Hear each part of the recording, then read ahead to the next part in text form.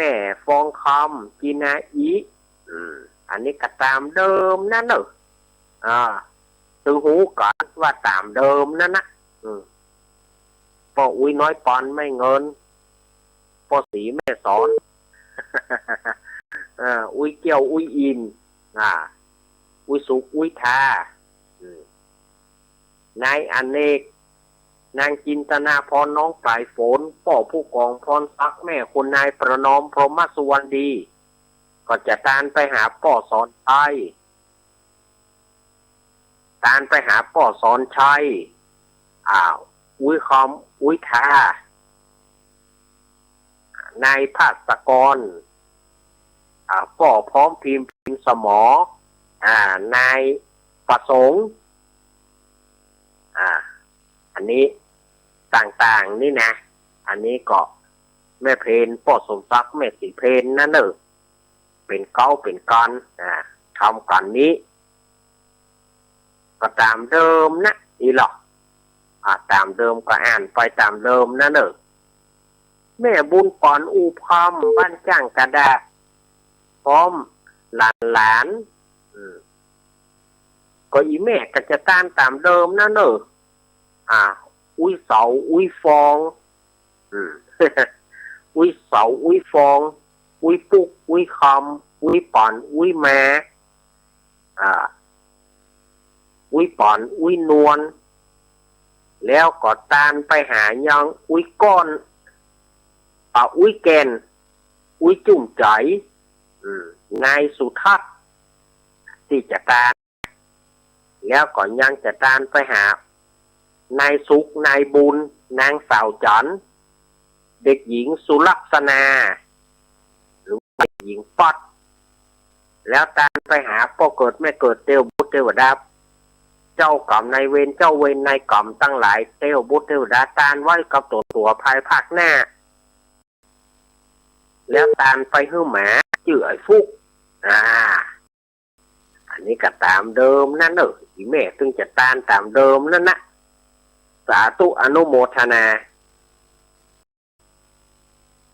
เจ้าภาพการเทศน์การธรรมวันนี้เลยไปเกินชั่วโมงฝ่ายยังบ่ได้น้ำเนื้ออย่างเตือกเมากะอู้จะสีพระสถาญาติโยมอาตมาจะฟังเทศน์ธรรมก่อนเลยนะโมตัสสะภะคะวะโตอะระหะโตสัมมาสัมพุทธัสสะสาธะโวฟังลาโตตุจานาสัพปุริสะตั้งหลายตั้งยิงใจมวลหมู่อันเข้ามานั่งอยู่อารามจิเตียนสามถูกตายเพื่อน้อมไว้ฟังธรรมจุงดาจำฟังที่เอาเป็นที่สอนใจฟังรำดับไปแต่ตนติดสืบส้นถึงไปด้วยปริยายหลายแหล่บ่เว้นแหวบทใดบทนี้แดดเตอ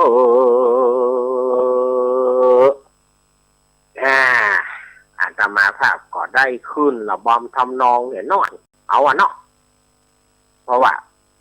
ทำมหามูลนิพพานสูตรนี่มันก็ค่อนข้างว่าจะยาวพอสมควรนะ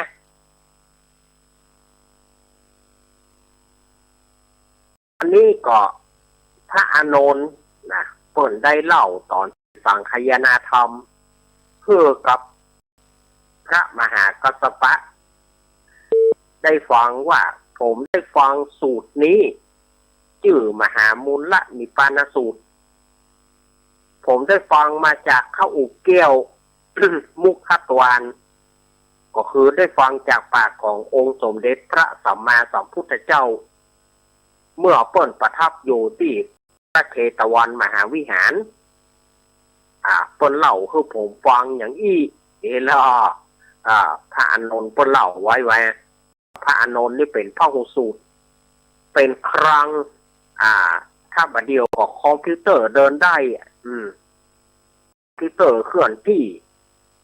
ถ้ามีอย่างสมัยบัดเดียวนี่นะเพิ่นจะฮ้องว่าอัจฉริยะปุณณะเนาะถ้าเป็นระดับมหาปรริญญากับประโยคเก้านี่ปุณณะ ประโยคเก้าประโยค10ประโยค11ผมว่าพระอานนท์นี่นะเพราะว่าเพิ่นเก่ง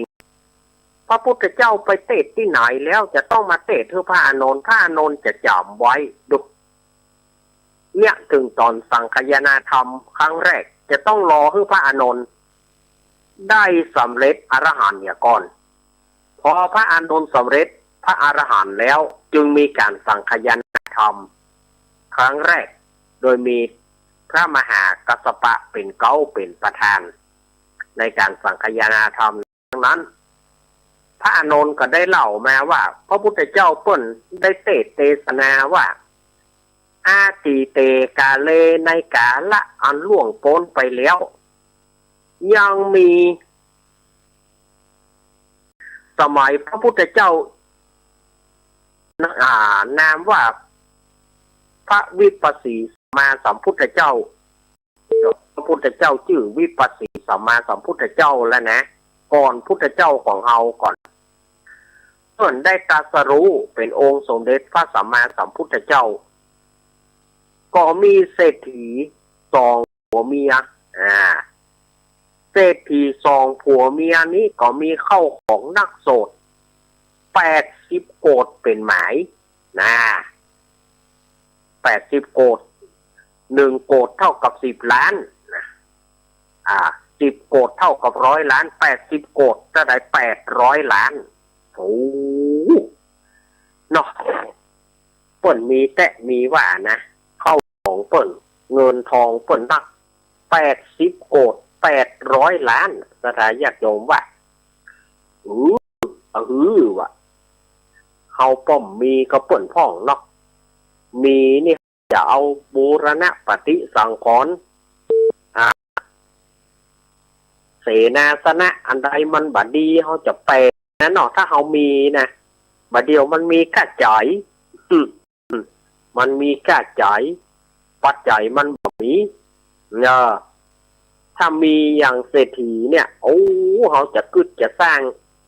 ก่อสร้างห้างแปลงอันใดแต่เฮาก็บ่เอาคนเดียว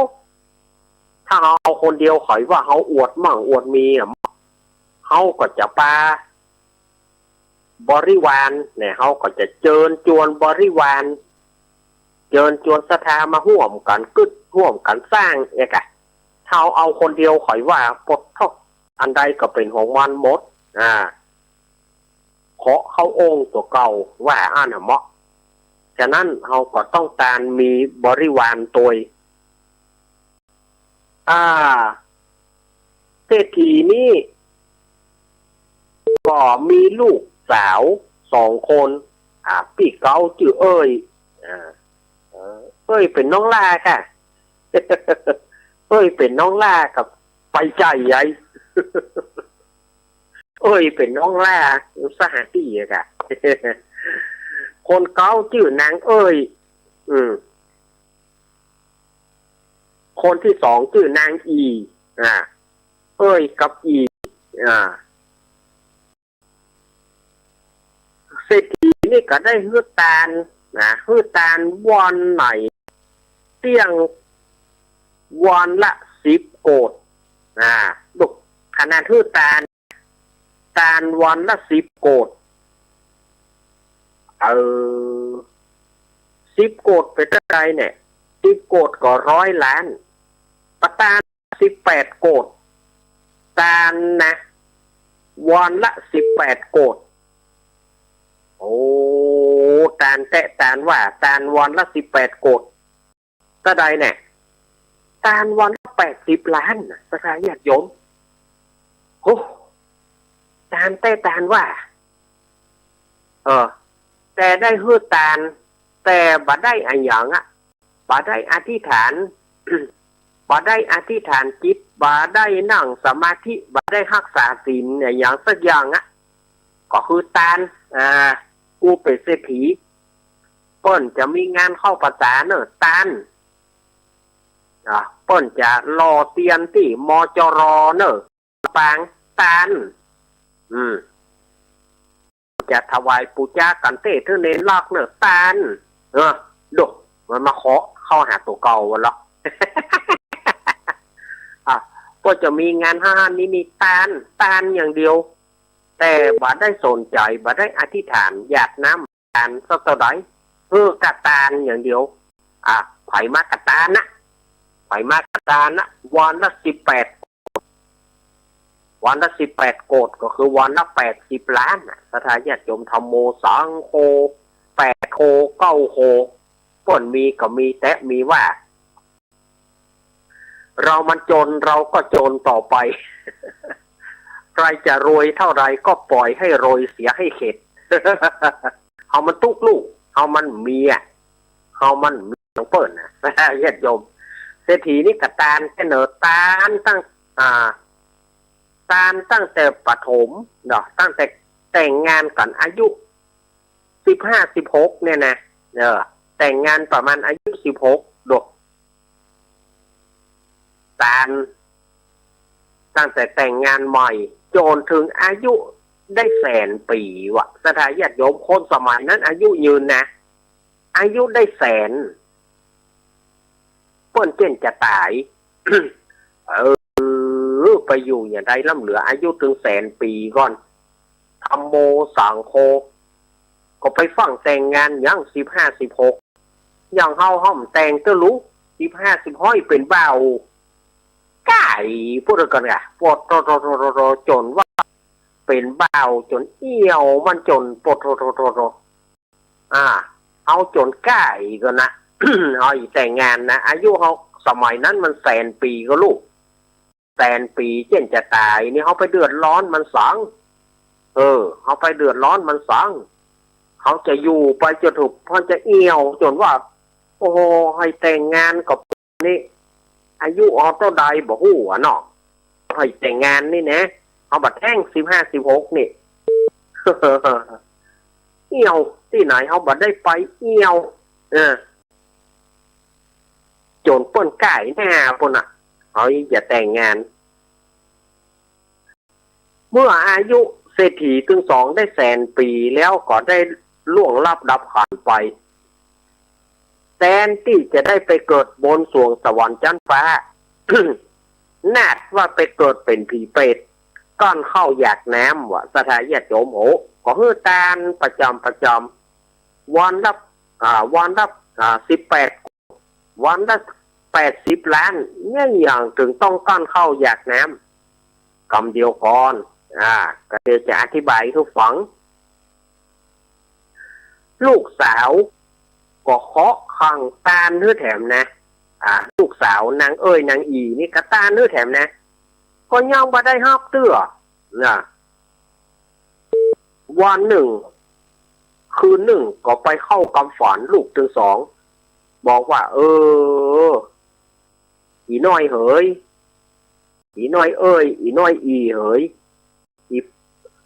พอฮื้อสู่เขาถึง2คนไปถามพระพุทธเจ้าฮื้ออีป่ออีแม่ก็มองว่าอีป่ออีแม่ตานตั้งแต่แต่งงานกันใหม่อายุ15-16ตานมาตั้งแต่ไหนแต่ไรแล้วเนี่ยอย่างตายไปแล้วผลบุญยังบ่ช่วยอีป่ออีแม่ได้เข้าอยากน้ำโอ้ยมันเป็นอย่างไรล่ำเหลือขอสู่ไปถามพุทธเจ้าคำเนอแล้วก็อันตรธานหายไป2 พี่น้องนี่ก็ตื่นมาอีปี้เจ้าฝันอีป่ออีแม่อีปี้ก็ฝันเหมือนกันนะก็ถามกันฝันตรงกันเป๊ะเลยวะก็เลยไปถามเจ้ามาก็ห้างขอบห้างครัวเข้าตอกดอกไม้ของหอมไปไหว้พระพุทธเจ้าวิปัสสีต่อมาสมพุทธเจ้าไปถามว่าพันเตภกวาข้าแต่องค์สมเด็จพระสัมมาสัมพุทธเจ้าพ่อแม่ของข้าเนี่ยฮือตานเป็นประจำ วันละ18 โกดก็วันละ80 ล้านนะดูฮือตานตั้งแต่หนุ่มจนถึงเท่าอายุป.แสนนะ แล้วเมื่อเปิ้นตายไปข้าเจ้าถึงสองเนี่ยก็ได้ตานไปแถมแต่เนี่ยหยองเมื่อเปิ้นตายแล้วเหตุไฉนไปเกิดเป็นผีเป็นเป็ดก้อนเข้าอยากน้ำ ผลบุญยังบ่ช่วยอีป้อยแม่พ่องมันเป็นเพราะอันหยังขอพระพุทธเจ้าได้เทศนาเพื่อข้าเจ้าถึงสองฟังกำเตออีวะยามนั้นองค์สมเด็จพระสัมมาสัมพุทธเจ้าเปิ้นก็ได้บอกว่าดูกะระอุบาสิกาอีน้อยถึงสองเฮ้ยอันป้อกับแม่สู่นั่นนะคือตานเข้าของที่ได้มานะมันก็บาใจเป็นของพระกูลบาใจเป็นของที่สืบพระกูลกันมากกับบาใจป่อสูไปแกไปขายก็ไปหลบไปอมเปิ่นมาไปหลบไปโกงเปิ่นโกงที่นากาตาจังเปิ่นมาเอาอีป่อนี่นะมันไปหลบไปโกงก้างัวก้าควายก้าอย่างต่างๆก็ไปโกงเปิ่นถือว่าเปิ่นบ่ฮู้หยังก็ไปโกงเปิ่นหลบเอาเปิ่นเนี่ยมันที่แล้วก็การตานก็บ่ได้รักษาศีลไผเมตตาภาวนาการตานก็มีสักแต่ตานให้มันบ่ฮื้อเสียหน้าเศรษฐีตานบ่ได้หยาดน้ำบ่ได้อุทิศบุญเนี่ยอย่างสักอย่างตานนะเปิ้นตานก็ตานเนี่ยมันเป็นอย่างอีวะเปิ้นว่าอีนะ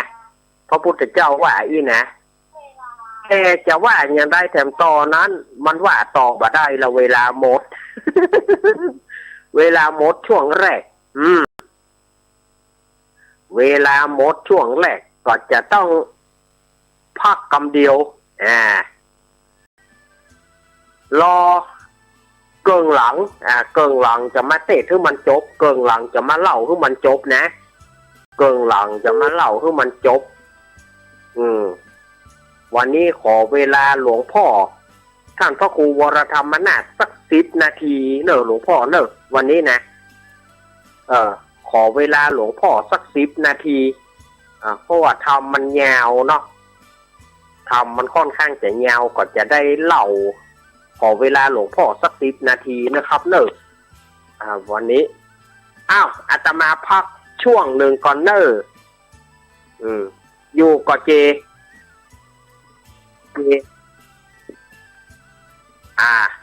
เอาละเนอะอาตมาจะพักยกคำเดียวเนอะเจริญปอน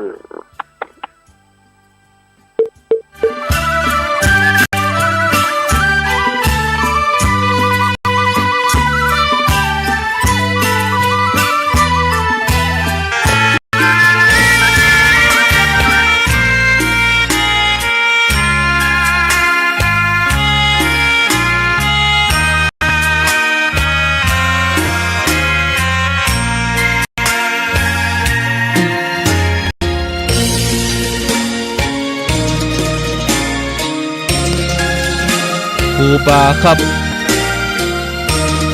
พระเจ้านี่ดีเจไปไหนได้ครับ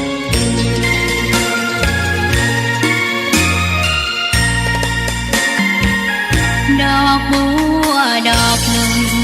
ตึงใจไว้เพื่อบูชาขอแม่น้อมสุภาวงศ์ไม่หายเลยนะครับสัมมาสัมพุทธเจ้าแม่น้อมสุภาวงศ์หายเลยเด้อแม่น้อมเด้อเป็นโลดไม่เปรียบเทียบเขาเทียบเราไรมองไม่งามช่างเขาแต่เจ้าก็คือดอกบัวด้วยความสัตย์ซื่อยึดถือความดีเป็นหลักใครรักไม่รักก็ไม่จมปลักมองมัวเมื่อโผล่พ้นน้ำก็เห็นความงามในตัวไม่ยึดติดในตมชั่วขอเป็นดอกบัวดอกเดียว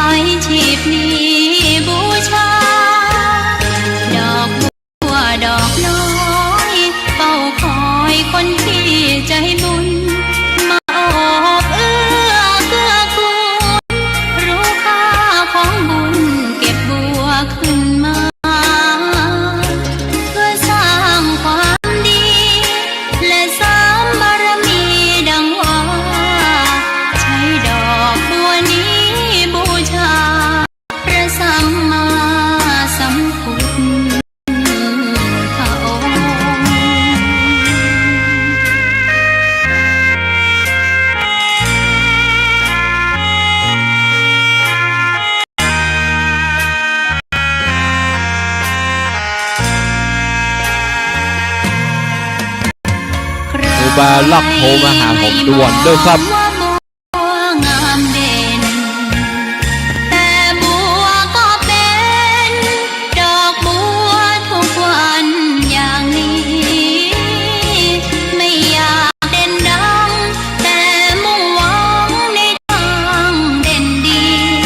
เกิดมาเพื่อสร้างบารมีถวายชีพนี้บูชาดอกบัวดอกน้อยเฝ้าคอยคนที่ใจบุญมาโอบเอื้อเกื้อกูลรู้ค่าของบุญเก็บบัวขึ้นมาเพื่อสร้างความดีและสร้างบารมีดังว่าใช้ดอกบัวนี้บูชาพระสัมมาสัมพุทธองค์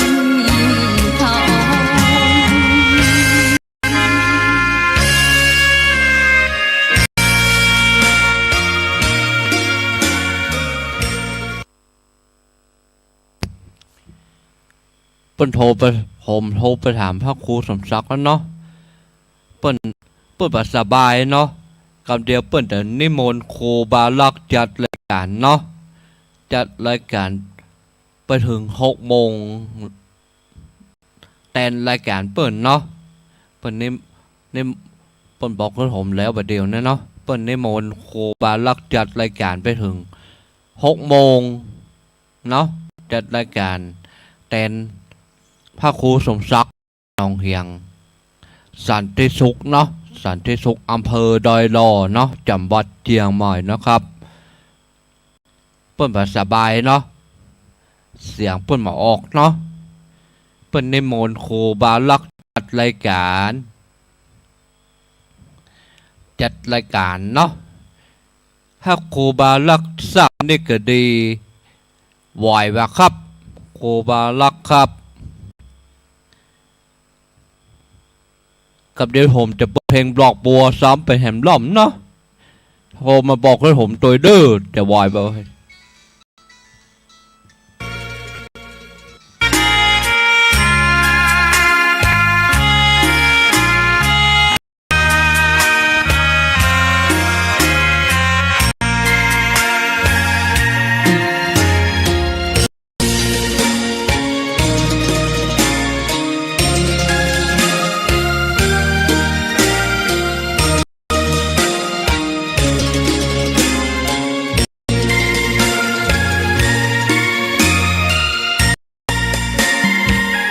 ดอกบัวดอกหนึ่งตึงใจไว้เพื่อบูชาแด่องค์พระศาสดาสัมมาสัมพุทธเจ้ามีความงามเงียบไม่เปรียบเทียบเขาเทียบเราใครมองไม่งามช่างเขาแต่เจ้าก็คือดอกบัวด้วยความสัตย์ซื่อยึดถือความดีเป็นหลักใครรักรัก ครูบาลักปล่อยครับ จมปลักมองมัวเมื่อโผล่พ้นน้ำก็เห็นความงามในตัวไม่ยึดติดในตมชั่วขอเป็นดอกบัวดอกดีใครไม่มองว่าบัวงามเด่นแต่บัวก็เป็นดอกบัวทุกวันอย่างนี้ไม่อยากเด่นดังแต่มุ่งหวังในทางดีเกิดมาเพื่อสร้างบารมีถวา ถ้าถึ ย งช่วง ชีพนี้ ครูบาครับถึงช่วง5 โมงนี่ก็หยุดแห่งกรรมด้วยครับ บัวดอกน้อย บอกปล่อยครับ เฝ้าคอยคนที่ใจบุญมาโอ หยุด บ แห่งกรรมเดินผมเป็นซิกตั้งครูบาวันใส่เนาะ ของบุญเก็บบัวขึ้นมา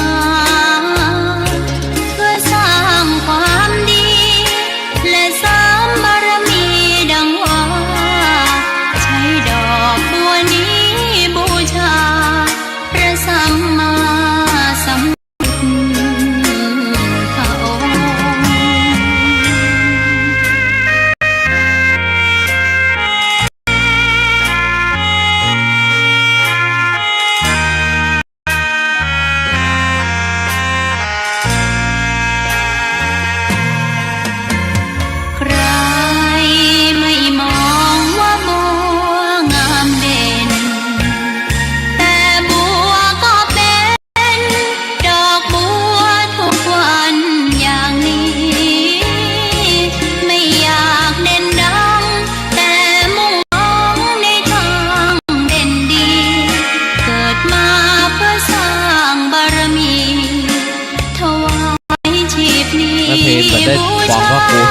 ก็ดื้อ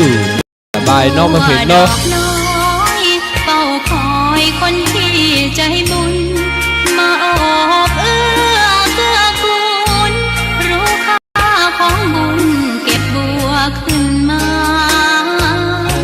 เพื่อสร้างความดีและสร้างบารมีดังว่าใช้ดอกบัวนี้บูชาพระสัมมาสัมพุทธ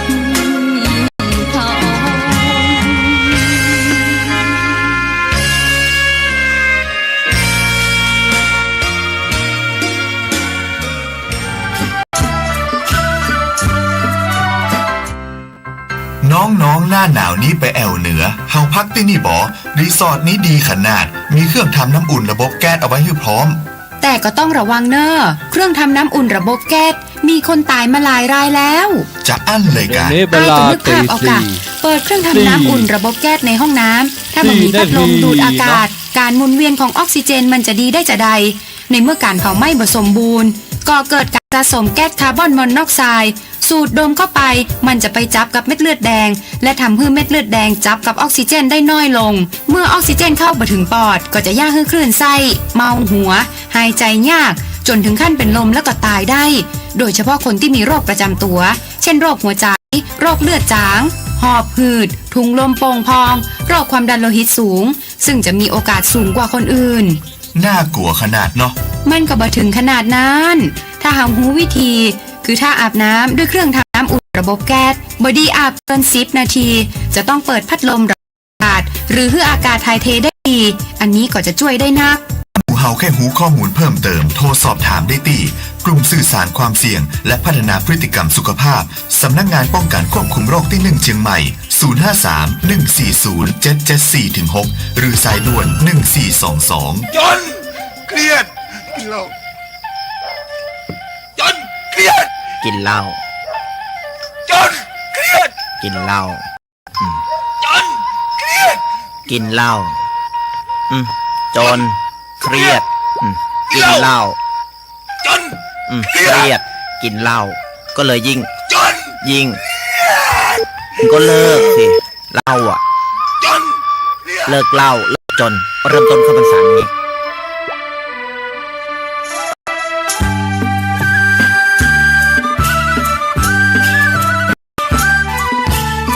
บาลักพุทธบาลังติดต่อมาหาผมอีกชั่วครู่เดียวเนาะ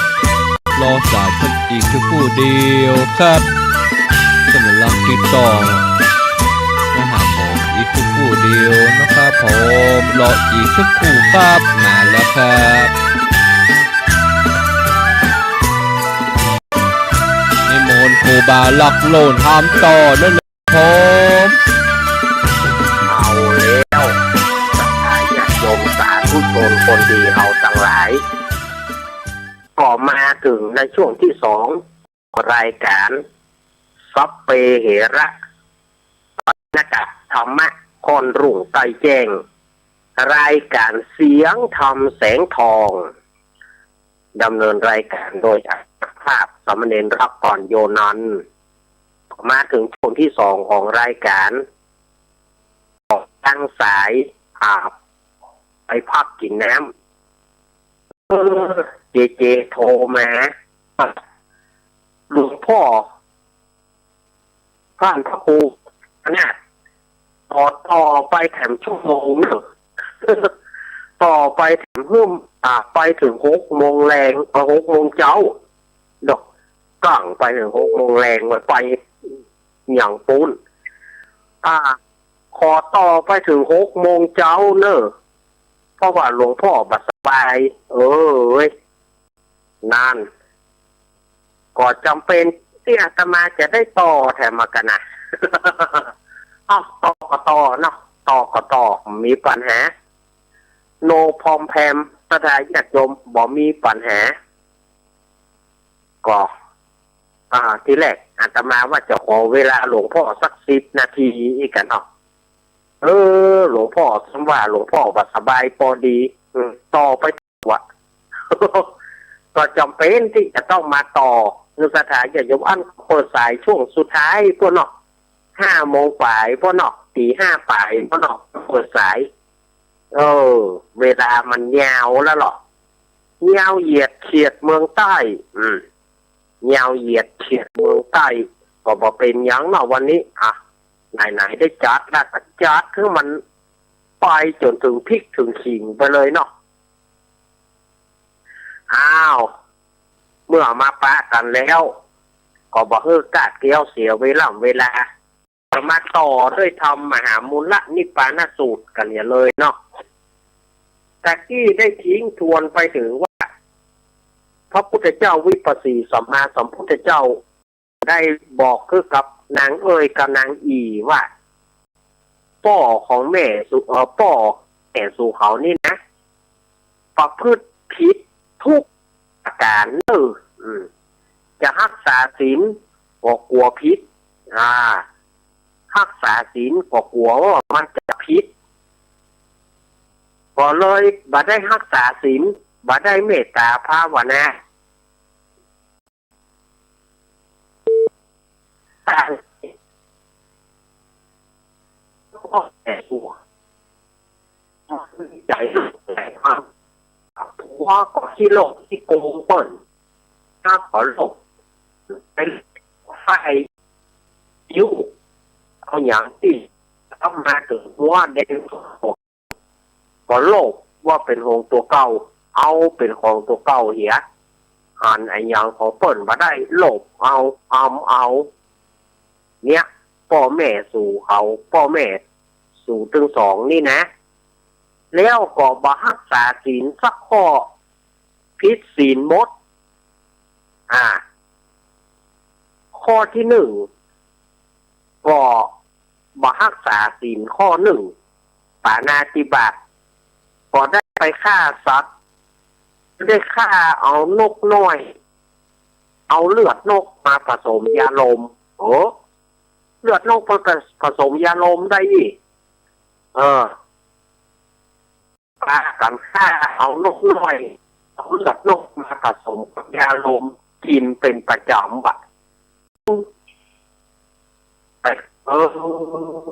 อย่างนั้นนกไอ้หยังบอกคนพาเลือดนกกันนะอาตมาของในทางพ่อก็ว่า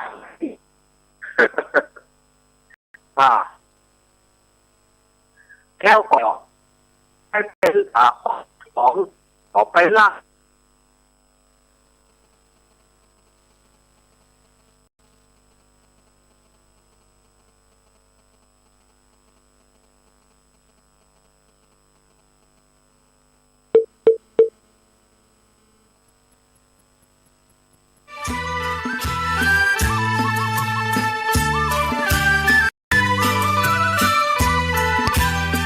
เดี๋ยวสัญญาณของโอบาล็อกเปิ้นหายเนาะรอสัญญาณเปิ้นอีกสักครู่เนาะกับเดี๋ยวผมจะฮับเพื่อให้หมอยเนาะให้มวลโอบาล็อกโหลดทำต่อได้เลยครับขอโทษเนอะกระดาษญาติโยมสัญญาณหลุดไป ขอโทษทีเนอะก็มาต่อกันเลยเนาะตะกี้นะได้ฆ่าสัตว์ได้ฆ่านกน้อย เอาเลือดนกมาผสมยาลม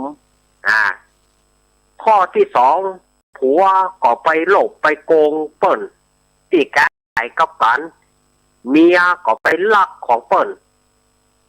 อันอย่างเปิ้นตากไว้บ่ได้อันอย่างเปิ้นเอาละไว้บ่ได้ไปลักไปเม็ดของเปิ้นคำว่าเม็ดก็คือขี้ลักนั่นนะไปเม็ดของเปิ้นเอามาเป็นของตัวผัวก็ประพฤติบ่ดีเมียก็ประพฤติบ่ดีไปลักไปเม็ดของเปิ้นข้อที่3ผัวก็ไปจุกับเมียเปิ้นเมียมันก็ใจย่อยเอาไปเล่นจุกับผัวเปิ้นเรียกว่ามึงเลวมากูก็เลวอย่างนี้ประเภทนี้นะมึงเลวมากูก็เลวไปมึงนอกใจกูก็นอกใจได้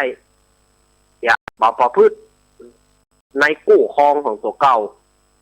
ผัวก็ไปเล่นเมียเปิ้นเมียไปเล่นผัวเปิ้น ถ้าเป็นสมัยบาเดียวพวกห้องกิ๊กนี่เนาะ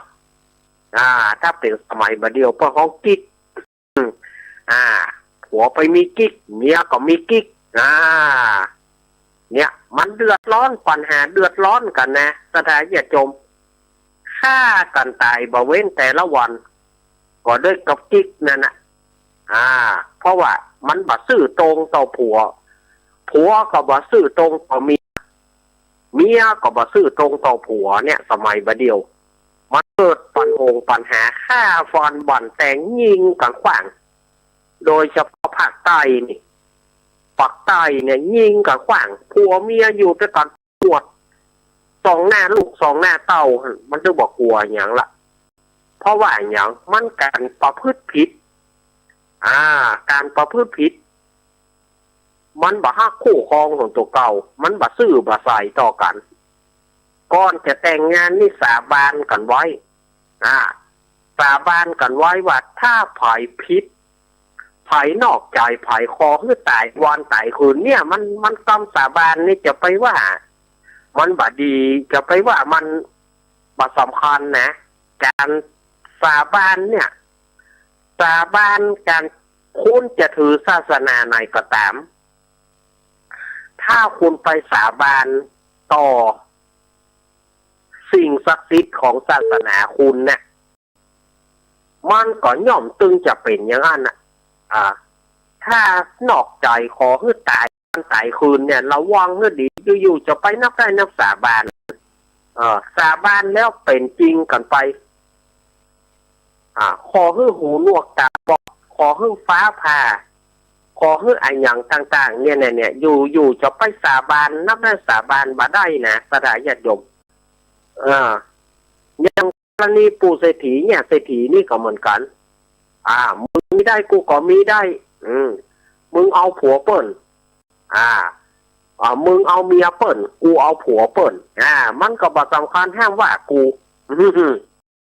เนี่ยมันบ่เคารพในกู้ครองของตัวเก่าแล้วก็ข้อที่สี่ก็ไปจุเปิ้นตกเบี้ยเสียของจุเปิ้นเฮือได้รับความอัปยศโอสูจุเปิ้นเฮือล้มละลายผัวกระจังไปจุเมียกระจังไปจุเอาเปิ้นล้มละลายกันไปนี่ล่ะนะแน่อันเนี้ยศีลบ่มีสักข้อเลยข้อที่ห้าผัวก็กินเหล้าเมียก็กินเหล้าผัวเกี้ยวก็เมียกอกอันเนี้ยพ่อก็แม่สู่เขานี่นะมันเป็นอย่างนี้โหพ่อกับแม่ข้าเจ้าถึงสองนี่นะ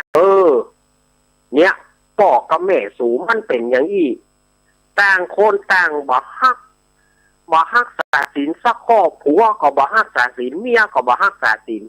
ผิดหมดผิดหมดได้กระตานก็เปื้อตานเอาหน้าของเศรษฐีบ่ได้บ่ฮื้อไผได้ตำหนิตีเตียนเศรษฐีบ่ได้ว่าฮื้อตานไผบ่ฮู้ก็นึกว่าเป็นนักบุญแต่ที่แท้เป็นนักบุญใจบาปว่ะพระพุทธเจ้าเพิ่นว่าอันนะนักบุญใจบาปก็เลยได้ฮื้อตานมาตั้งแต่อายุหนุ่มๆมาจนถึงอายุแสนเมื่อตายไปแล้วก็จึงไปบังเกิดเป็นเปรตก้อนเข้าอยากน้ำเรื่องยังกว่าเท่าอันนะเมื่อพ้นจากเปรต500 จักรจะต้องไปตกนรกแถม500 จักรจะต้องเกิดไปเป็นสัตว์เดรัจฉานแถม500 จักรอย่างละ500 จักรดุเกิดมาเป็นคนหูหนวกตาบอดจะเกิดเป็นคนแห้งล้าขาสึงจะเกิดเป็นคนขี้ตูดอุดถังแถม500 จักรพ่อกับแม่ข้าเจ้านี่นะเนี่ยพันเตภควาข้าแต่องค์สมเด็จพระสัมมาสัมพุทธเจ้าแล้วจะมีธรรมอันไหนและจะมีช่วยผ่อนใครที่จะช่วยผายช่วยโพดพ่อแม่ของข้าเจ้าทั้งสองเพื่อได้พ้นออกจาก ผีจากเปรตจะมีวิธีใดข้าเจ้าขออันองค์สมเด็จพระสัมมาสัมพุทธเจ้าได้บอกคือข้าเจ้ากำเตอนางซึ่งสองกระถามพระสมเด็จพระวิปัสสีสัมมาสัมพุทธเจ้าก็เลยบอกว่ากัปปะทานังธรรมะทานังขินาติการฮื้อทำเป็นการชนะ ซึ่งสิ่งทั้งปวงเจ้าถึงสองควรเอาทำไปเพื่อเป็นการเตอะ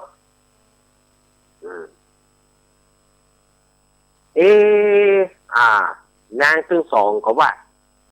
ข้าแต่องค์สมเด็จพระสัมมาสัมพุทธเจ้าทำปิฎกะทั้งสามทำปิฎกะทั้งสามข้าเจ้าก็ฮื้อตานไปแล้วแต่พ่อแม่ก็บ่ได้รับจะเอาทำอันใดที่จะตานฮื้ออีพ่ออีแม่ของข้าเจ้าเขาเมื่อนั้นสมเด็จพระวิปัสสีสัมมาสัมพุทธเจ้าก็บอกว่าเอาอย่างอีน้อยถึงสองเฮ้ยสูงถึงสองจงเฮียนทำชื่อว่ามหามูลนิพพานสูตรซึ่งพระพุทธเจ้าทุกรูปทุกองค์ได้เทศนาสืบกันมาสู่เขาจงเฮียนเอาแล้วเอาไปจ้างพ่อน้อยพ่อหนานพ่อเขียนเนิ่งเดือนปีใหม่ก่อฮื้อเอาตาล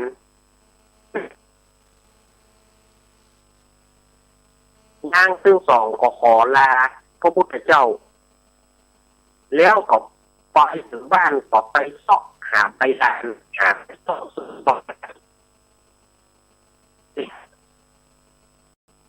เอาใบลานมาก็ไปจ้างพ่อหนานก็เขียนแล้วก็ว่าวัตถุเอาไปถวายทานแด่พระพุทธเจ้าวันนี้ก็ห่อขนมห่อข้าวต้มห่อนึ่งห่อหมกเตรียมไว้อย่างดีวันพุธจะเอาไปวัดในขณะที่นางจึงสองนั้นกึศใจว่าจะตานวันพุธเนี่ยเอาวิบากกับของปู่เศรษฐีเนี่ยเศรษฐีก็หายไปเลยว่ะพ้นจากเปรตพ้นจากการเป็นเปรตก้อนเข้าอยากน้ำได้มีทิพย์วิมานสูงคนละ15 โยชน์นะคนละ15 โยชน์ปรากฏมาเมื่อได้ต้นจากการเป็นเปรตได้ไปเป็นเทวบุตรเทวดาอยู่บนสู่สวรรค์ชั้นดาวดึงแล้วตกกลางคืนก็ขี่รถราชรถอันงามหรูมาบอกคือลูกว่าอีล่าเอ๋ยอีป่อไปแม่ได้ป้นจากการเป็นเปรตแล้วประเด็นนี้ป่อก็ได้เป็นเทวบุตรอีแม่ก็ได้เป็นเทวดาอยู่สวงสวรรค์ชั้นฟ้าดาวดึงอีป่ออีแม่ขออนุโมทนาที่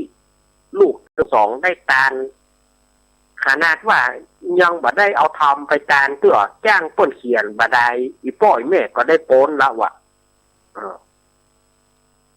นางทั้งสองก็ตื่นมาก็อีปี้อันเจ้าฝันให้ป่อยแม่มาบอกว่าป้นจากเป็ดแล้วอีปี้ก็ฝันเหมือนกันนะวะก็ฝันอย่ามาตรงกัน ฝันมาตรงกันเนี่ยแต่อย่าว่าอันบอกเมื่อฝันมาตรงกันแล้วก็บอกว่าเจ้ามานางทั้งสองก็ได้นำเข้าตอกดอกไม้เอาเข้าพิกหารไปถวายพุทธเจ้าแล้วรวมถึงทำมหามูลนิพพานสูตรทำมหามูลนิพพานสูตรเอาไปตานพระพุทธเจ้าก็อนุโมทนาแล้วก็ได้บอกว่าประเด็นที่ป่อก็แม่ของข้าเจ้าทั้งสองได้ป้นจากเปรตแล้วไปเป็นเทวบุตรเทวดาแล้วพุทธเจ้าก็อนุโมทนาปอนเนื้อแล้วนางทั้งสองก็ฟ้อนเพราะว่าดีใจล้ำปิติขึ้นฟ้อนสองหน้าพุทธเจ้า เพื่อปูชาคุณพุทธเจ้า เมื่อได้ห้าปอนแล้วก็ก่อนจะลาก็ฟ้อนแถมความหนึ่งแล้วก็ขอปูชาทำมหามูลนิปานสูตรเอาไปไว้บ้าน เดือนจีปีใหม่ก่อนมนต์ที่เจ้า ไปเทศนาเดือนจีปีใหม่ โดยเฉพาะเนนวัดสันเหมืองนี่หรอแต่นะนางถึงสองว่านนะโดยเฉพาะเนนลักวัดสันเหมืองที่มันอู้ดีๆเนี่ยขอนิมนต์ไปเทศกู้เดือนจีปีใหม่สาธุอนุโมทนาฮับละหนึ่ง มันต้องลวกใส่ตัวเก่าได้ นางก็อยู่ไปจำเริญไปฮื้อกินการแก่พ่อแก่แม่ไป แล้วก็เดือนจีปีใหม่ก็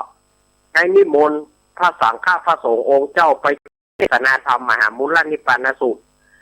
นางซึ่งสองมีอายุอยู่มาถึง100,000 ปี เมื่ออายุได้100,000ก่อนตายไปก็ได้ไปเกิดเป็นนางฟ้านางสวรรค์อยู่บนชั้นฟ้ามีปราสาทโคนละสูงโคนละ15 โยชน์โดนางเวียนว่ายตายเกิดมาจนถึงพระพุทธเจ้าชื่อว่ากัสสปะพระพุทธเจ้ากัสสปะนางตึงสองพี่น้องได้ฟังธรรมจากพระพุทธเจ้าชื่อกัสสปะนางผู้ปี่ ขอบวชได้สำเร็จอรหันต์ขอบวชแล้วหลวดที่ปานไปส่วนนางผู้น้องเวียนว่ายมาจนถึงในสมัยพุทธเจ้าโคตมะโคดมของเราก็ได้มาเป็นพระอุบลวนาเถรีในระบัดนี้ทำมหามูลนิปานสูตรก็ได้จบลงเมื่อพระพุทธเจ้าได้เทศนาถึงทำมหามูลนิปานสูตรแล้วเราพุทธบริษัททั้งหลายก็ได้ถึงธรรมวิเศษได้ดวงตาหันธรรมแสงไฟสว่างตาแสงธรรมสว่างใจเหมือนแม่เพลนว่าเนี่ยเขาก็ได้รับกระแสธรรมได้ถึงธรรมวิเศษวิปัสสนาโสดาบันติอนาคาอรหันต์แสงไฟสว่างตาแสงธรรมะสว่างใจสว่างตาด้วยแสงไฟสว่างใจด้วยแสงธรรมจบธรรมนั้นก็ได้ถึงธรรมวิเศษตามกำลังตามอุปนิสัยที่เขาได้ปรารถนามาล้างพ่องก็ได้ถึงธรรมโสดาบันสกิทาคาอนาคาอรหันต์ตามบุญสมภารที่เขาได้สร้างมาแต่อดีตจะก็มีหั่นและนามาถึงท่านนี้ทำมันก็จบลงพอดีขออนุโมทนากับมุรสธาเจ้าภาพกับเจ้าภาพเงาวันนี้ได้ฟังธรรมแล้วก็ได้ฟังธรรมกันแล้วขอให้เป็นพระสารสถาญาติโยมมีดวงตาหันธรรมเหมือนกันทุกผู้ทุกคนเนอะนิติตังกีญาสังวนานาวิเศษจาห้องเหตุธรรมมหามูลระนิพพานสูตรเป็นทิพประมลของบางโกมคุ้มเรศสาเดสาธุสาธุ สาธุติดเมินเจ็บลองเจ็บเอว ลงเลี้ยวเอาไว้วันอังคารหน้าเนอะวันอังคารวันอื่นนี่อาจมาเป็นจะ ติดเมินเจ็บลองเจ็บเอว เรื่องพรานขืนศีลมาเตะคือสถานญาติโยมได้ฟังส่วนสถานีต่างๆที่อาตมาแจ้งไป2 วันอาทิตย์วันอาทิตย์พรานขืนศีลเนี่ยเอามาเตะมาเล่าให้ฟังแฮมรอบหนึ่งเมื่อทำจบลงสถานญาติโยมคุณโยมรุ่งนิรันดร์ปันดอนตองกับคุณโยมรุจิสมบัติเงาคำปุจประเคนขันพระพุทธประเคนขันพระพุทธพระธรรม พ่อซักมาพ่อซักแม่เพนมาเลยพ่อซักแม่เพนยกกันเตะมาพ่อซักแม่เพนนี่ขอเป็นเจ้าพระกันเตะตลอดพรรษาเนอะถ้าใดบอกว่ากันนอกขอเป็นเจ้าภาพกันเตะตลอดพรรษาสาธุนายอำพรนางสุพินสุดสายตาก็ขอเป็นเจ้าภาพตลอดภาษาขอผู้กองพรซักแม่คุณนายพนมพรหมสุวรรณดีก็ขอเป็นเจ้าภาพการเตะกันตลอดภาษานอกนั้นเปิ้นก็ขอศีลหนึ่งพ่อง5 ศีลพ่องก็ตามแต่เจตนา แม่พิสมัยเพราะกับว่าที่แม่ขอ5 ศีลเนอะขอตลอดภาษาเนอะได้เอาตะใดก็ได้พ่องก็จะศีลเดียวพ่องก็จะตลอดสาธุอนุโมทนาบุญเนอะกันเจ้าภาพกันเตะกูคนเนอะแม่บุญปานอุพามบอกว่าลูกเคยลานเฮ้ยมาเอากล้วยแม่กามโอ้แม่โยกว่าแป้ไงแม่มาน้อยเดียวแม่มาน้อยเดียวกันมันแป้เถอะแป้เอาพ่อซักนะพ่อซักนะคนเอวบางห่างน้อยเอาพ่อซักโล่นพ่อซักโล่นคนเอวบางห่างน้อยอย่างแขวนหน่อยมันลูกง่ายเขานี่มันเตียวบ่ได้มันลูกบ่ขึ้นแล้วบ่เดียวมันบ่ลุยตุยใจพ่อซักแล้วมันลูกง่ายดีห่างน้อยดีไปเอาคำเนอซักเนอวิวมาละโดคนห่างน้อยมันง่ายดีลุกขึ้นมันก็ง่ายเฮาดีกว่าจะลุกกำเนี่ยตะกำก่อนก็บัดตะมันก็บ่ขึ้นนะคนว่าลุ่นตะลูกตะอย่างไรต้องตะดินเนี่ยก่อนตะเนี่ยก่อนตะก็ปืนเนี่ยก่อนจะลุกเอาบะตะก็ปืนมันถึงบะลุกมันถึงบะขึ้นเจ้าเขาตอมพอนะก็ขอลองใจสู้ว่าถ้าเขามาถ้าไปตะปืนน่ะลองก่อนมันถึงบะลุกมันถึงบะขึ้นบะใจว่าวอกบะใจว่าแปลงอย่างมันบะขึ้นแต่มันจะต้องได้ตะปืนเนี่ยก่อนแล้วมันจะลุกคนห่างน้อยนี่เปิ้นสมส่วนบ่หรอกเนี่ยบอกก่อนลูกขึ้นลูกกุ๊กนี่นะเนาะอาจจะไปอู้หน้ากับท่านนะอาจารย์นี่แหละเอาวันนี้ก็สุมาประการเนี่ยก็เนาะเอาป้อนานไอ้แพะโป่งป้อนานไอ้แพะโป่งมาสุมาประการด้วยกับมักละลวดถวายกันเตะเขาเนอะ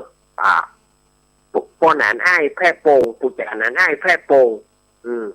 มันโวยดีปุจจานั้นไอ้นี่มันโวยดีป้อนานมาก็มักป้อนานมาสุมาประการด้วยกับเนอะสุมาประการเนาะมามีตุปาบุภาราชตาเนโอตากัปปิยพันดตายวัตถุนานาสัพปริวารตาเนวรถทินเยกาเนี่ยตัวเรวจิตัวเรมโนตัวเรสันติจะปมเตนวาสันติจะปมเตนวากาเนี่ยกัมเมนวาวจิกัมเมนวามโนกัมเมนวาติตะโตตังปัจจุปนะโตตังสัพโตตังคามันตุโนตุติยมปิตติยมปินะมามิอากิตุปาบุภาราชตาเนกับธรรมสนาตาเนกัปปิยพันดตายวัตถุนานาสัพปริวารตาเนนวรถทินเยกายะตัวเรวจิตัวเรมโนตัวเรสันติจะปมเตนวาสันติจะปมเตนวากายะกัมเมนวาวจิกัมเมนวามโนกัมเมนวาติตะโตสังปัจจุปันนโตสังสัพพังโตสังคามันตุโนพอจากนั้นไอ้แพ่โป่งโวยดีได้ป้อนนั้นไอ้โวยดีป้อนนั้นถวายการเตะกำเนาะไปการเตะหนึ่งว่านะโมพร้อมกันนะโมตัสสะภะคะวะโตอะระหะโตสัมมาสัมพุทธัสสะนะโมตัสสะภะคะวะโตอะระหะโตสัมมาสัมพุทธัสสะ นะโมตัสสะภะคะวะโตอะระหะโตสัมมาสัมพุทธัสสะอิมานิมะยังพันเตกัปปิยพันดานิสาปริวารานิภิกขุสังฆสะโอโนชยามะสาธุโนพันเตภิกขุสังโฆอิมานิกัปปิยพันดานิสาปริวานิปฏิกันหาตุอัมหากังสีฆะรังอิสายะทุขายะข้าแต่พระสงฆ์ผู้เจริญข้าพระเจ้าทั้งหลายขอน้อมถวายกัปปิยพันธ์กับตั้งบริวารทั้งหลายเหล่านี้แด่พระสงฆ์ขอพระสงฆ์จงรับกัปปิยพันธ์กับตั้งบริวารทั้งหลายเหล่านี้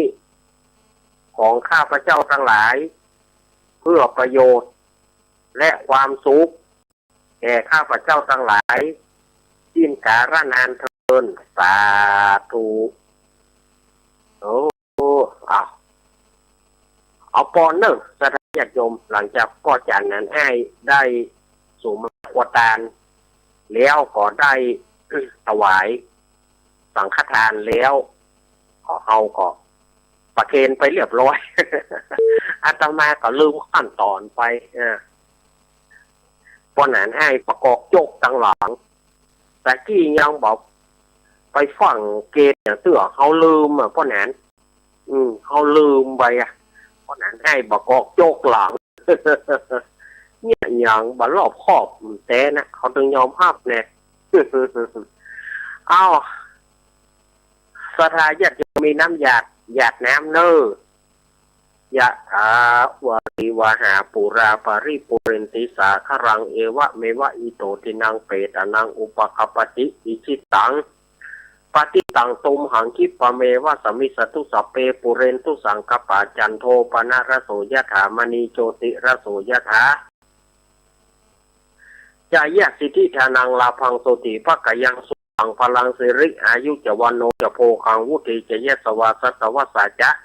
อายุจะจีวสิทธิภวันตุเตสัพปิติโยวิวัจตุสัพพโรโกวินาสตุมาเตภวัตวันตารโยสุขีติกายุโกวะอภิวาทนาสีริสนิจังวุธาปจายิโนจตารโรธรรมวัฏันติอายุวันโนสุขังพะลังสาธุสาธุสาธุเอาเรียบร้อยโรงเรียนไทยเรียบร้อยแล้วหนึ่ง เขาก็ได้ปู่จาทำกันเรียบร้อยแล้วในขณะนี้ญาติโยมก็กำลังเข้าฟังรายการสัพเพเหระปกิณกะธรรมะคนรุ่งใกล้แจ้งรายการเสียงธรรมแสงทองวันอาทิตย์เนาะวันอาทิตย์อาทิตย์นี้ก็อยู่ยาวเหยียดเฉียดเมืองใต้ที่อาตมาว่าไปตะกี้เนาะเพราะว่าวันนี้ท่านหลวงพ่อท่านพระครูวรธรรมนะเพิ่นสบายเพิ่นก็เลยบอกว่าต่อไปเถอะบัดถ้าขอเวลา10 นาทีต่อเลยต่อไปเขาก็ได้จักแนวไว้เนาะ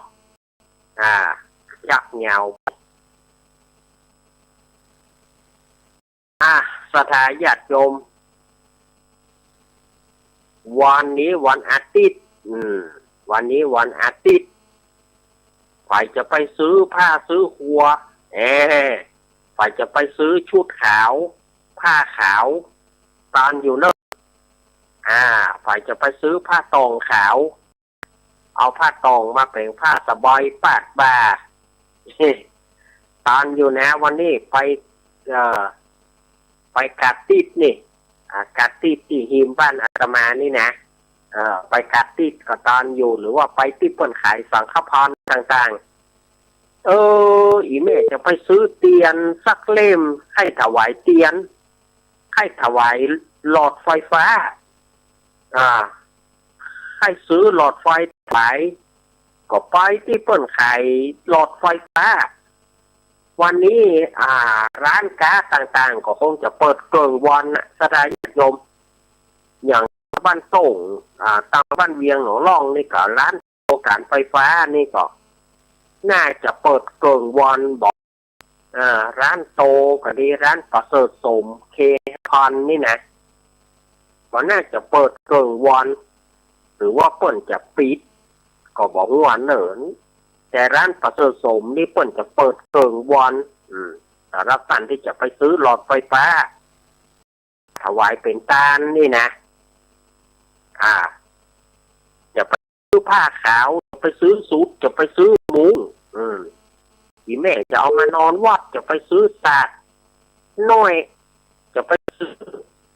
สาลีน้อยเอานอนสาดก็เจ็บหลังอีพ่อเจ็บหลังพ่อก็เนี่ยใหญ่ก็ลองไปถามพ่อทำการตำลีวันนี้นะก็ไปซื้อกันได้เนอะท่านที่อยู่ใกล้กาดติดบ้านเวียงหนองร่องนี่ก็ไปพอวันนี้เปิ่นมีจะไปซื้อมุดจะไปซื้อมุดว่ะจะไปซื้อสุดจะไปซื้อมุ้งอย่างก็ได้อยู่เนอะวันนี้การนอนวัดนอนวาบอกไปนอนได้ก็ตู้ลูกตู้หลานจะประพฤติวัดปฏิบัติธรรมเอาจะนั่งภาวนาเอาได้ก็ได้หมดจะไปสวดกับแทนเธอเปิ่นถ้าไปลูกไปถ้าไปบ่ลูกบ่ถ้าฝืนสังขารตัวเก่าถ้าไปบ่ลูกบ่ต้องฝืนสังขารตัวเก่าเขาก็ประพฤติวัดปฏิบัติธรรมที่บ้านเขาเดี๋ยวที่อาตมาว่าไปกูเตือแต่ปีนี้ถ้าไผอยากจะทำเพื่อถวายเป็นข้าบูชาธรรมบูชาสังฆบูชาก็ควรนั่งสมาธิวันละน้อยตลอดพรรษาเพื่อเอาบุญกับตัวเก่าเอาบุญกับตัวเก่าแถมประการหนึ่งเขาจะได้ถวายเป็นพระราชกุศลส่วนหนึ่งเขาถวายแด่องค์พระบาทสมเด็จพระเจ้าอยู่หัวรัชกาลปัจจุบันของเขาส่วนหนึ่งเขาจะถวายถึงสมเด็จพระราชชนนีพันปีหลวงสมเด็จมอนของเขาที่เพิ่นได้ล่วงลับดับขันไปแถมส่วนหนึ่งจะถวายเพื่อแด่สมเด็จพระเจ้าลูกเธอเจ้าฟ้าพระกิติยาภาซึ่งเพิ่นได้สวรรคตเพิ่นได้สวรรคตไปเนี่ยถ้าฝ่ายทำบุญฝ่ายได้นั่งสมาธิในพรรษานี้นะมันได้บุญหลายต่ออาตมาว่าญาติโยมจะได้บุญหลายต่ออย่างที่อาตมาเก่าไปข้างต้นนะเขาถวายเป็นพุทธบูชาตัวแล้วก็ถวายอย่างที่อาตมาว่ามันได้หลายห้อมหลายหูหรืออาตมาว่าศรัทธาญาติโยมจะได้บุญนะฝ่ายนั่งสมาธิในปีนี้โดยเฉพาะปีนี้เนี่ยมันเป็นปีที่ยิ่งใหญ่โดย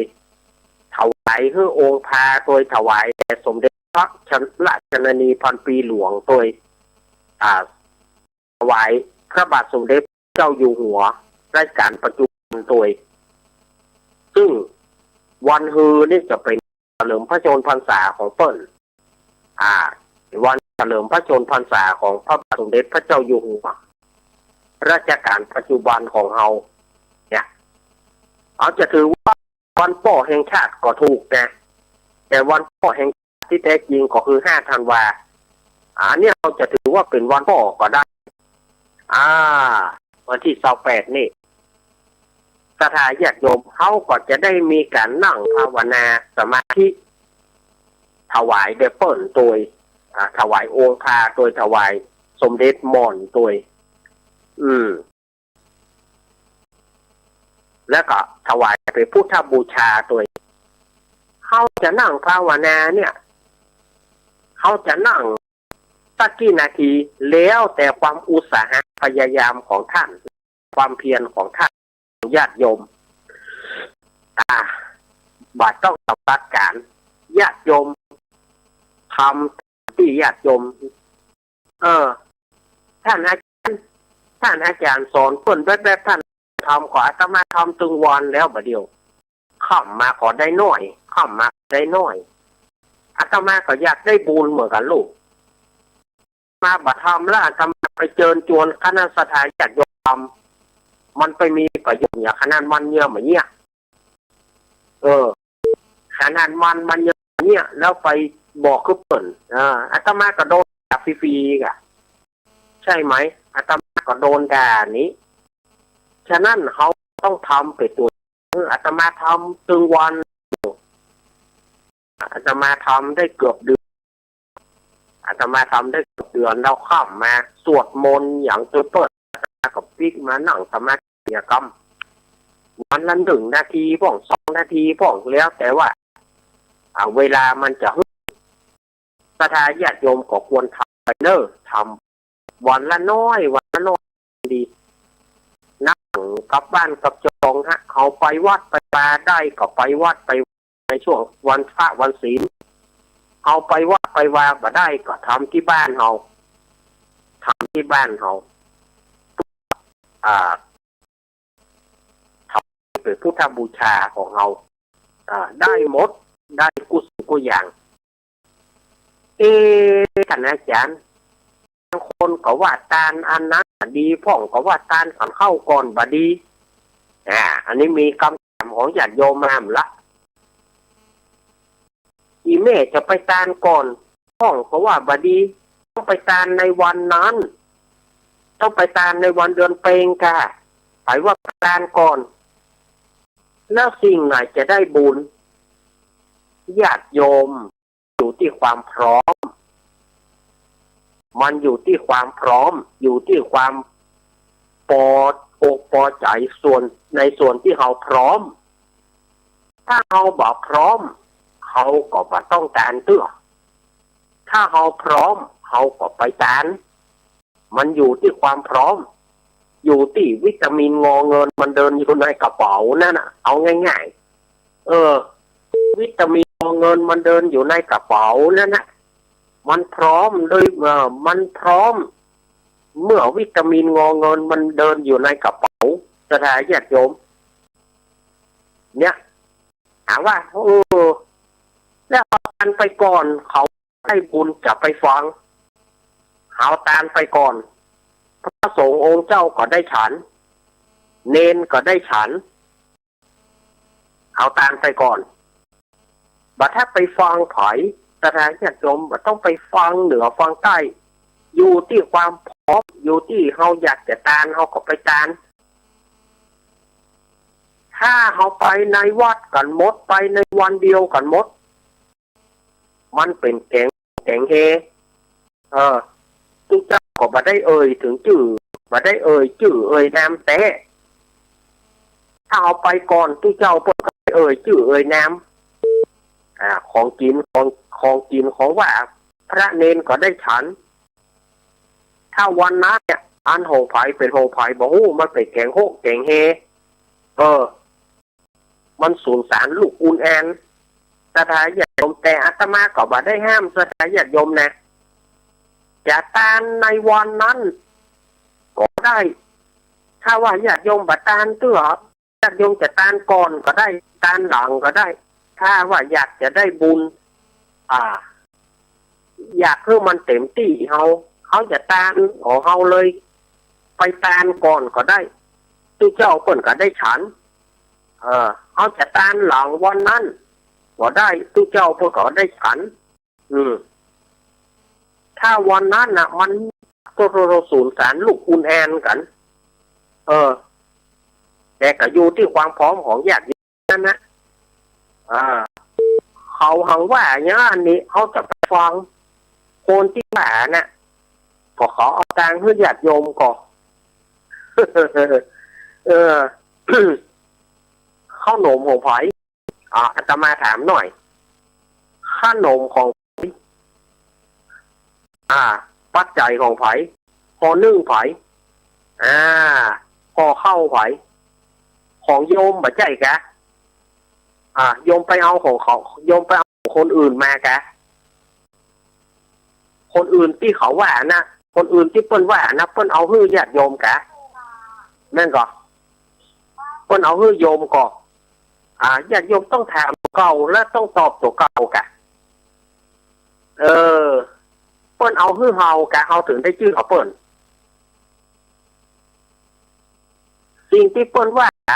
บางคนก็ว่าคนเฮายุฮื้อได้ใบฮื้อเสียก็ได้ญาติโยมแม่นก็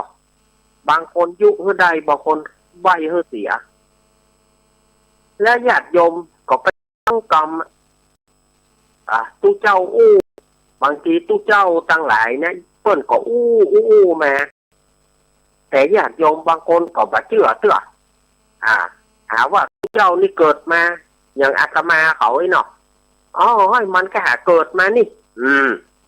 ดันไปว่าอันน่ะเหมาะเขาก็หาเกิดมานี่ไปหูหยัง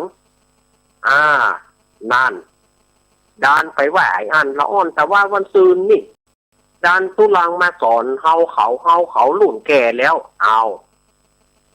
ดานไปว่าอันแถมอาตมาหรือว่าพระสงฆ์องค์เจ้าเนี่ยบ่ได้มีเจตนาที่สอนญาติโยมแต่ได้สอน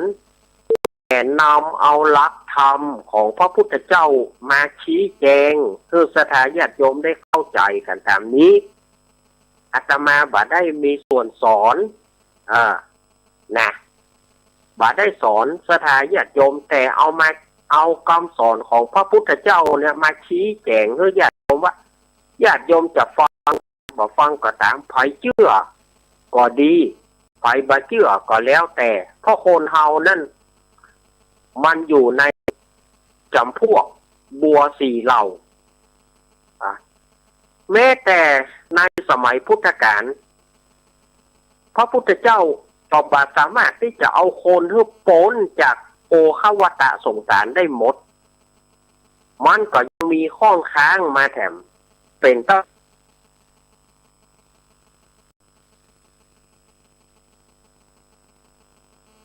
ที่เปิ้นโปรดบ่ได้เปิ้นก็วางตัวไปกลางว่าอย่างใดมันก็บ่เข้าถึงว่าอย่างใดมันก็บ่เข้าถึงแม้แต่ครูบาอาจารย์อริยสงฆ์ทั้งหลายแม่นก็ครูบาอาจารย์ซึ่งเป็นอริยสงฆ์ทั้งหลายบอกว่าหลวงพ่อหลวงปู่ครูบาต่างๆเปิ้นก็บ่สามารถที่จะสอนคนให้เข้าถึงมรรคผลนิพพานได้เสี่ยงบางท่านบางองค์เปิ้นก็ชี้แจงด้านนะไผฮับกระแสธรรมไปก็โป้นไปไผที่บ่ยอมฮับกระแสธรรมไปก็อย่างอันนะอย่างอาตมาเขาออกอากาศวิทยุก็บ่ได้เป็นการสอนญาติโยมแต่เป็นการว่ากันโดยรวมเป็นการชี้แจงโดยรวมถ้าศรัทธาญาติเชื่อก็ดีบ่เชื่อก็บ่ว่ากันเพราะว่าอย่างเฮาออกอากาศวิทยุบางคนก็บ่พอใจศรัทธาญาติโยมบางคนก็บ่พอใจบางคนก็ว่าจังบางคนเอาผมด้วยอาตมามาว่าบางคนเอามันบัดจ้างจะหลีกลี่หนีไปไหนเอาผมด้วยของเฮามา ตาก็บอดเถียปากนักสอนเปิ้นไปยังอาตมาขอบอกกับสถาญาติโยมอาตมาบ่ได้สอนแต่อาตมาชี้แจงเอาหลักธรรมของพุทธเจ้าเต้าอ้านเอามาคือสถาญาติโยมเต้าอ้านสถาญาติโยมจะเชื่อก็ได้ไม่เชื่อก็ได้มันขึ้นอยู่กับสถาญาติโยมเต้าอ้านนะอันเนี้ยหลักคำสอนอาตมาบ่ได้เป็นคนลวง อาตมาบ่มีความรู้อันใดมาถามเตอะอาตมาจบป .6 ขี้เปียได้ใครบ่หนังสือน่ะถ้าบ่คักไปเรียนหน่อยอาตมาบ่ฮู้เนี่ยญาติโยมอาตมาจะไปสอนไผได้เล่าอ้าวเวลาหมดแถมช่วงลักษณะอย่า อู้ไปอู้มาเวลาหมดอ่ะอ้าวเมื่อเวลาหมดอาตมาพักแถมกำนะเปลี่ยนรายการเปลี่ยนจากสเปเหระปกิณกะธรรมะพรรุ่งใกล้แจ้งเป็นรายการเสียงธรรมแสงอรุณเปลี่ยนรายการในช่วงแล้วนะรายการเสียงธรรมแสงอรุณ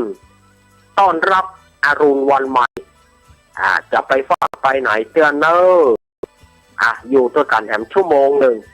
วันนี้3 ชั่วโมงเต็มเนาะอาจจะมาพักกันนะมาพักเปลี่ยนรายการกันเนอเจเปลี่ยนพอร์ตคำเดียวเดี๋ยวจะมาปากันในช่วงที่2เนออาจจะมาจะออกไปทางนอกทางฝั่งเฮ้ยหนังเมินก่อนเอ็นทับเป็นด่างแต่ปวดหลังปวดเอวหอกจะมาจะออกทางนอกก่อนเนอเดี๋ยวไปฝั่งนี้ไปไหนจะนะเดี๋ยวปะกันแหนมช่วงหนึ่งเจริญปอน